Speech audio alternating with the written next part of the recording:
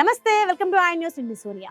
పరదా cinema title ముసుగులతో ఉన్న posters, వినూత్న ప్రమోషన్స్ తో మొదటి నుంచి ఆసక్తి రేకెత్తించింది.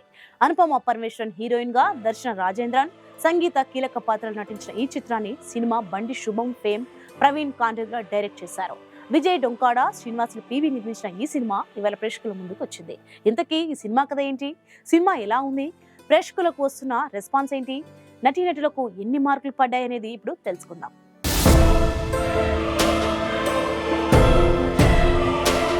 పడతి గ్రామంలో జ్వాలమ్మ గ్రామ దేవత. ఆమె గర్భిణిగా ఉన్న సమయంలో జరిగిన ఓ ఘటన వల్ల ఆమె శత్రువులను చంపి ఆత్మాహుతికి పాల్పడుతుంది. ఆమె ఆత్మహత్య తర్వాత ఈడు వచ్చిన ఆడపిల్లలు ముఖానికి పరదా కప్పుకోవాలనే ఆచారం మొదలవుతుంది. పొరపాటున పరదా తీస్తే ఆత్మహత్య చేసుకోవాల్సిందే. ఈ నేపథ్యంలో సుబ్బలక్ష్మి, రాజేష్ ప్రేమికులుగా ఉంటారు. సుబ్బు ఫోటో ఓ మ్యాగజైన్ కవర్ పై వచ్చినప్పుడు ఊరి పెద్దలు ఆమె ఆత్మహత్య చేసుకోవాలని నిర్ణయిస్తారు. తన నిర్దోషిత్వాన్ని నిరూపించేందుకు సుబ్బు ఫోటోగ్రాఫర్ని వెతకడానికి ధర్మశాల వెళ్తుంది. ఈ ప్రయాణంలో రత్న, అమిశ్ర సహకరిస్తారు. సుబ్బు పరదా తీసిందా, జ్వాలమ్మ శాపానికి గురైందా అన్నది సినిమా అసలు కథ.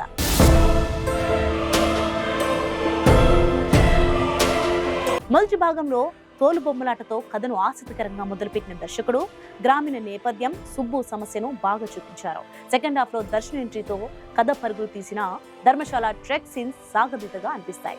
స్వేచ్ఛ కోసం సుబ్బు ప్రయాణం ట్రాక్ తప్పినట్లు అనిపిస్తుంది. అక్కడక్కడ తాము వచ్చిన పనిని హింట్ ఇచ్చినట్లు దర్శకుడు గుర్తు చేసిన ప్రేక్షకులు కనెక్ట్ అయ్యేలా లేదు.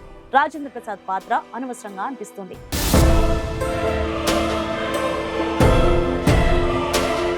అనుపమ గ్రామీణ యువతిగా, ధైర్యవంతమైన స్త్రీగా రెండు వైవిధ్యాలను అద్భుతంగా పోషించింది.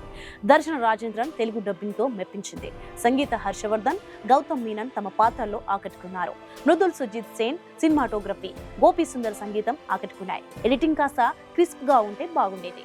ప్రవీణ్ కాండ్రేగులా ఈ కథను ప్రత్యేకంగా ప్లాన్ చేసిన సెకండ్ హాఫ్ లో గ్రిప్ కోల్పోవడంతో సినిమా గాడి తప్పింది. మొత్తంగా పరదా ప్రయత్నం ఫలించలేదు.